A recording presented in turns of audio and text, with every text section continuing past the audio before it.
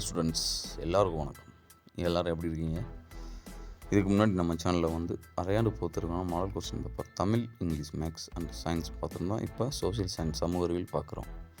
இதுலேருந்து மேக்ஸிமம் உங்களுக்கு வர வாய்ப்புகள் அதிகம் இருக்குது ஃப்ரெண்ட்ஸ். ஸோ நீங்கள் கடைசி வரைக்கும் இந்த வீடியோ பாருங்கள். நம்ம சேனல் டிஎன் ஸ்டடி கைடில் ஃபஸ்ட்டு வந்திருந்தீங்களா சப்ஸ்கிரைப் பண்ணாங்க, சப்ஸ்கிரைப் பண்ணுங்கள் ஃப்ரெண்ட்ஸ். வாங்க வீடியோ குழப்பலாம். Let's start. அரையாண்டு தேர்வு 9ஆம் வகுப்பு சமூக அறிவியல் ஃப்ரெண்ட்ஸ். டோட்டல் மதிப்பெண் வந்து எவ்வளோ உண்டா 100 mark. First 14 one word. Okay friends, இதில் வந்து நம்ம வந்து ஆன்சரும் கொடுத்துருக்கோம். ஸோ ஆன்சரை சேர்த்து படிச்சுங்க. ஓகே. சிந்து சமவெளி மக்கள் இழந்த மெழுகு செயல்முறை முறையை அறிந்திருந்தார்கள் என்பதை தெரிவிக்கும் வெண்கல சிலை டேஸ் ஆகும். நடமாடும் பெண். செகண்ட், மும்மணிகள் திரிரத்னா என்ற 3 கொள்கைகளை போதித்தவர் மகாவீரர். ஓகே. 3 கூற்று. பௌத்த மதம் இந்தியாவில் இருந்து சீனாவிற்கு சென்றது. காரணம், சீனாவில் தொடக்க காலத்தில் குடியேறிய இந்தியர்கள் பௌத்த மதத்தை பின்பற்றியவர்கள். கூற்று சரி, காரணம் தவறு. ஓகே. அடுத்து 4வது கேள்வி. அமெரிக்க கண்டம் டேஸ் என்பவரின் பெயரால் பெயரிட்டப்பட்டுள்ளது. அமெரிக்கோ வெஸ்புகி. ஓகே. அதுக்கடுத்து 5th கொஸ்டின் ஃப்ரெண்ட்ஸ். புவியினுள் உருகிய இரும்பை கொண்ட அடுக்கை டேஸ் என்று அழைக்கிறோம். கர்வம் என்று அழைக்கிறோம். 6th question. பருவக்காற்று என்பது காலமுறை காற்றுகள். உயிர்கோளத்தின் மிகச்சிறிய அளவு சூழ்நிலை மண்டலம். 8வது வந்து ஒரு நிலவரைபடத்தின் கருத்து அல்லது நோக்கத்தை குறிப்பிடுவது தலைப்பு. அதுக்கடுத்து 9வது ஃப்ரெண்ட்ஸ். டேஸ் காலத்தில் இருந்து உள்ளாட்சி அமைப்பு பற்றி உத்திரமேரூர் கல்வெட்டு தெரிவிக்கிறது. சோழர். பிரிட்டிஷ் இந்தியாவில் முதல் பொது தேர்தல் டேஸ் ஆண்டு நடைபெற்றது. 1920. 11. தகவல் அறியும் உரிமை சட்டத்தின்படி தகவலை பெறுவதற்கான கால வரம்பு 30 நாட்கள். பொருந்தாத ஒன்றை கண்டறிய. இதில் வந்து எது பொருந்தலையோ அதை கண்டறியன்னு சொல்லியிருக்காங்க. சிறு தொழில். இந்திய ரிசர்வ் வங்கியின் அடிப்படை சட்டம் டேசாம் ஆண்டு உருவாக்கப்பட்டுள்ளது. 1934. கடைசி ஒன்வேடு. பயிர் செய்யப்படும் பரப்பளவில் பாசன வசதி பெற்ற நிலத்தின் பரப்பளவு என்ன? 57%. அதுக்கடுத்து 2 மார்க் கொஸ்டின். இதில் வந்து 28 வந்து நம்ம கன்ஃபார்மாக எழுதணும். அதை விட்டுட்டு வந்து 9 கேள்வி எழுதலாம். டோட்டல் 10 கேள்வி எழுதணும். Okay friends. அதில் வந்து 2 மார்க் கொஸ்டின். சங்க காலத்தில் விவசாயம் ஒரு முக்கியமான வாழ்வாதாரமாக இருந்தது. இதற்கான காரணங்களை கூறு. 16. சீன பெருஞ்சுவர் வரைக. 17. பிரெஞ்சு புரட்சியின் போது விவசாயிகள் செலுத்த வேண்டிய வரிகள் யாவை? 18.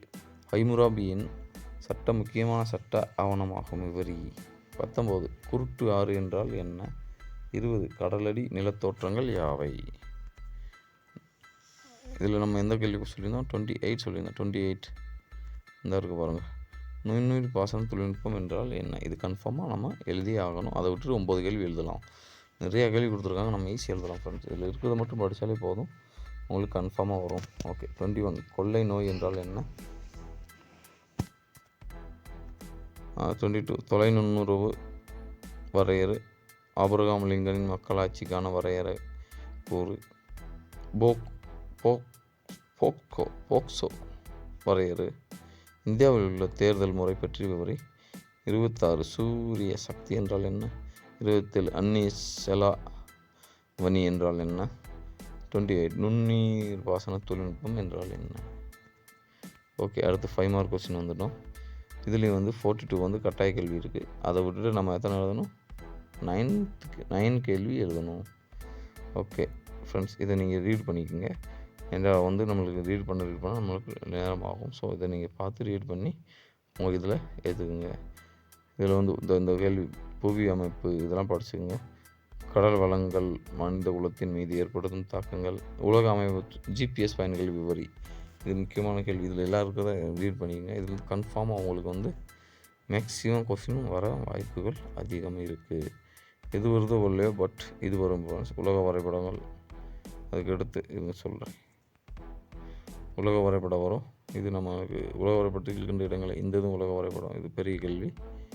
ஓகேவா ஃப்ரெண்ட்ஸ்? இது நம்ம வந்து 5 மார்க் பார்த்தோம். இப்போ இது 2 மார்க்கு. எங்கே இருக்குது? 2 மார்க்ஸ். 2 கேள்வி எழுதணும். இதில் இது இந்த 2 கேள்வி ஏதேனும் இரு வினாக்கள் சொல்லியிருக்காங்க அல்லது கேள்வி. ஓகே ஃப்ரெண்ட்ஸ், இது இல்லைண்டா இது ரெண்டில் ஏதாவது ஒன்று எழுதலாம். சிந்து வெளி நாகரிகத்தின் மறைப்பு பொக்கிஷங்களை பற்றி எழுதுக. தமிழக வரலாற்றில் சோழர்களின் காலம் ஒரு உன்னத காலம் விளக்கவும். இது ரெண்டில் ஏதாவது ஒன்று எழுதணும். 44 உலக வரைபடத்தில் கீழ்கண்ட இடங்களை குறிப்பிடுவோம்.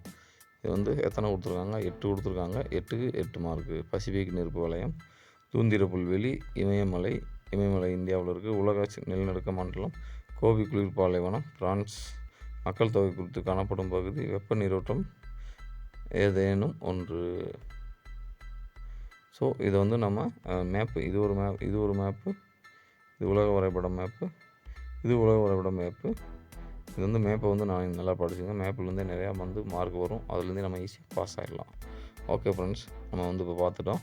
நெக்ஸ்ட்டு உங்களுக்கு எந்த கொஸ்டின் வேணாலும் கமெண்ட் பாக்ஸில் கமெண்ட் பண்ணுங்கள். நம்ம வீடியோ லைக் பண்ணுங்கள், ஷேர் பண்ணுங்கள். தேங்க்யூ ஃபார் வாட்சிங் ஃப்ரெண்ட்ஸ்.